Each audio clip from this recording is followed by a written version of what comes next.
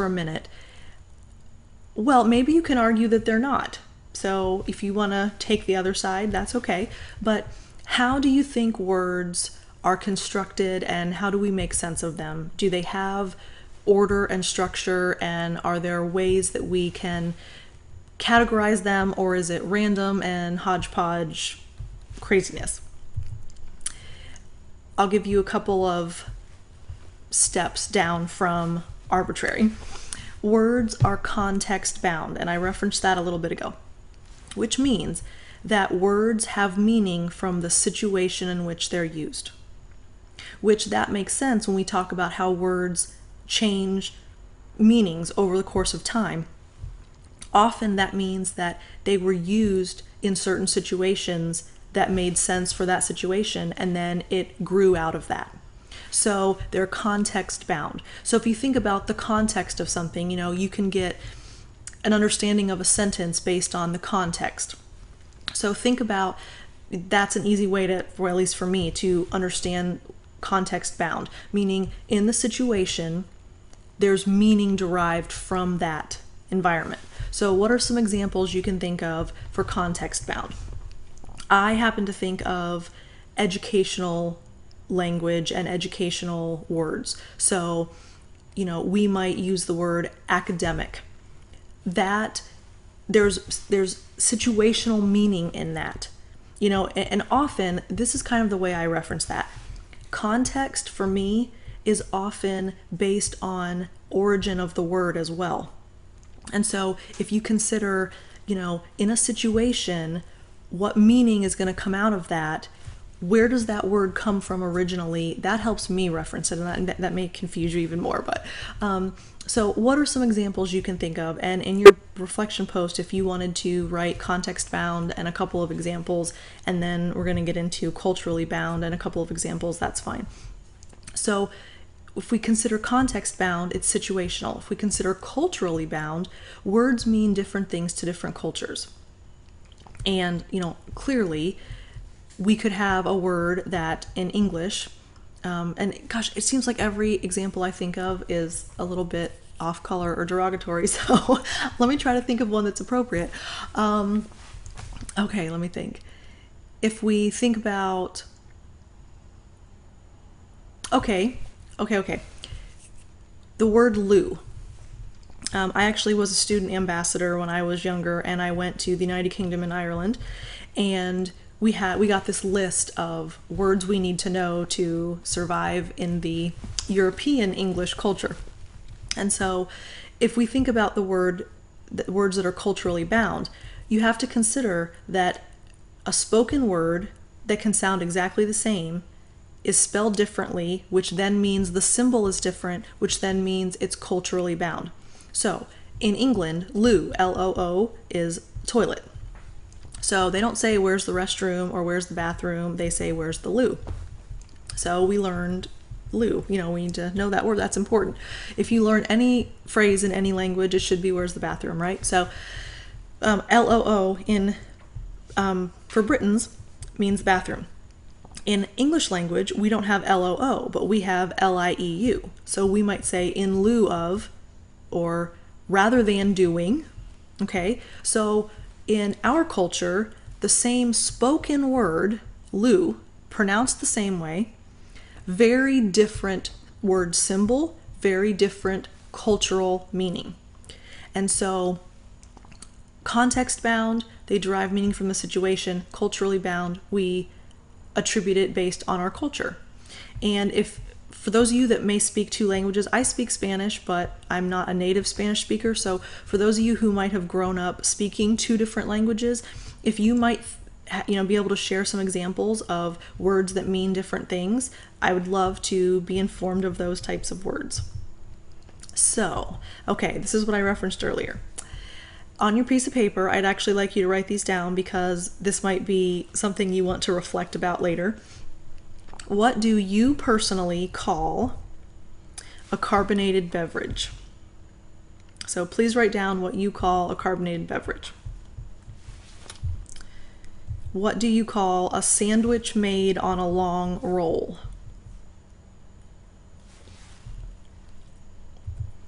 What do you call a drink made with ice cream?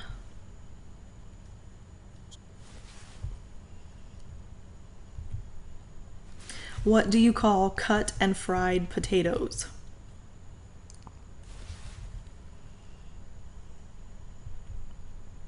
What do you call tubular links of processed meat often seen on barbecue grills? Now, well, actually, I didn't know I was going to go all the way back. Okay, I will answer mine. Now that you've written yours down, I will answer mine, and then maybe you can contradict me in your reflection post. I call a carbonated beverage soda. I call a sandwich made on a long roll a sub. I call a drink made with ice cream a float. I call cut and fried potatoes French fries.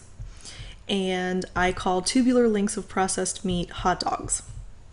Now, because I've done this exercise with lots of in-class students, I will be very interested to see how many distinct answers we get, because often I'm amazed at how many varied responses. So if you would like to list those 5 in your reflection and say, this is what I call those things, that would be fun. So now, can we say that one is right or wrong? Is me calling a carbonated beverage soda wrong if someone else calls it Coke or pop or whatever else? Is it a matter of semantics? Does it really matter? Can we exist in a world where we call the same exact thing by different names? And is that just a semantic issue that really doesn't need to be considered? So let's talk about the content of a word. And it's interesting because we can say that words have implications and words have meanings, but then there's always feelings involved with words too. And so it's a very complex issue, and we're going to try to tease some of those things apart. Okay, so words are denotative. And what that means is the dictionary definition. So there is a literal meaning to a word.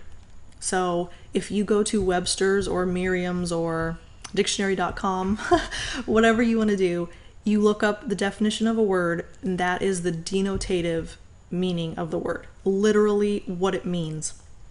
Now, words are connotative as well. So there's a feeling or a personal subjective meaning to a word as well.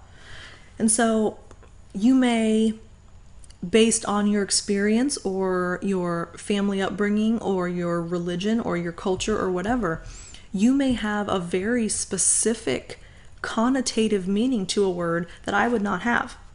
Now, we can all look at the same denotative definition and say, yes, that word theoretically means X. But the connotative feeling or subjective meaning is going to vary across every single person. Is going to have a different. If I lined all of my students up and said, give me the definition of the word light, I guarantee you I would have every single person answer me in a different way. And so that's the personal subjective meaning based on our experiences, our life, our history, our interactions. All of those things contribute to our connotative meaning. Now, words are also concrete or they're abstract. So they can fall into one of those two categories. They are concrete if we can experience the word with our senses. So we have 5 senses, some would argue 6. But if we can experience it through sight, through taste, through smell, through hearing, through touch, we can say the word is concrete.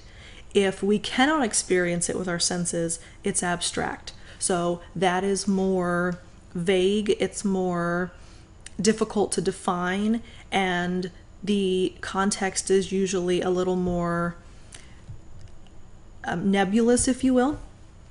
And generally, the more concrete a word, the easier it is for others to understand. Because if it's concrete, we can describe it, and we can try to explain it to someone else with the reference of a sense which they would also be able to connect with. So words will either be concrete or abstract, and they're denotative or connotative. All right, so interestingly, we have the power to create with words.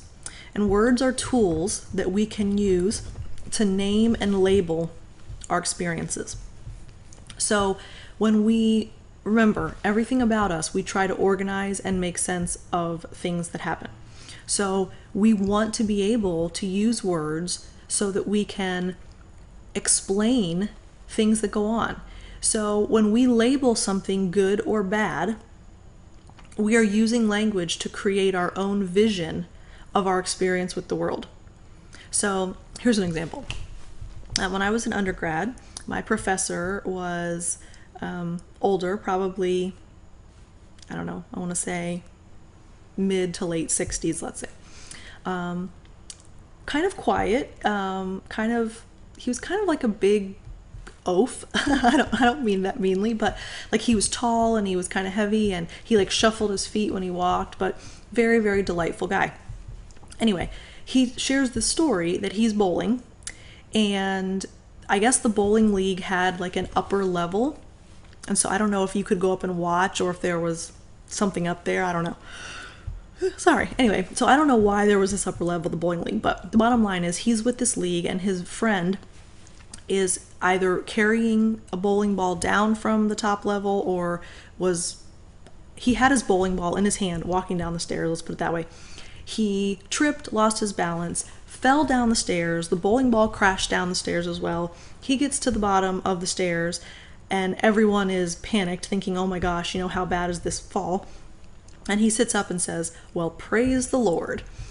And my professor just said, to us, and he's sharing the story, that was the last thing we expected to come out of his mouth. And I've always remembered that because I think about that was an experience with the world, right? So the response or the label that guy could have given was completely up to him. He falls, he trips, he tumbles down the stairs. I mean, you could go into grave detail of thinking, I'm so clumsy, I should have been watching where I was going, it's so embarrassing, what are people thinking about me, I could have really been hurt.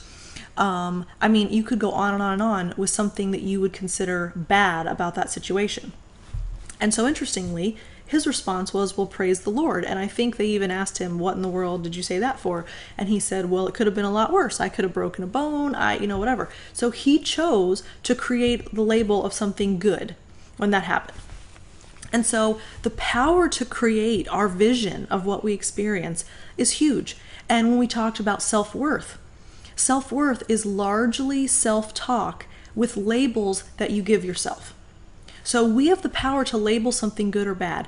If we consistently tell ourselves that we have labels that are negative, our self-worth suffers. And our moods and our emotional states are created with words that we use to label our feelings.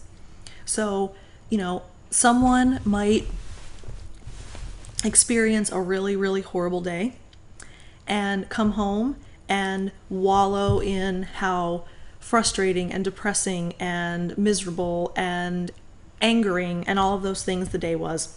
So labeling all of those negative things create a mood and emotional state of negativity. The exact same day, the exact same person comes home and says, it was not a good day, but this was good, this was good, this was good. Automatically, the mood and emotional state is different because those were created by how we labeled the feelings. And those words that we choose are so powerful and so integral to the way we think, the way we feel, the way we operate. So along that same line, we also have the power to affect our thoughts and actions. So let's talk about advertising for a minute because, wow, what an interesting concept with affecting thoughts and actions, right? The way a product is labeled affects our propensity to purchase it. Would you agree with that? Food for thought question. Would you say that the way a product is labeled affects our propensity to purchase it? I personally would say yes, and you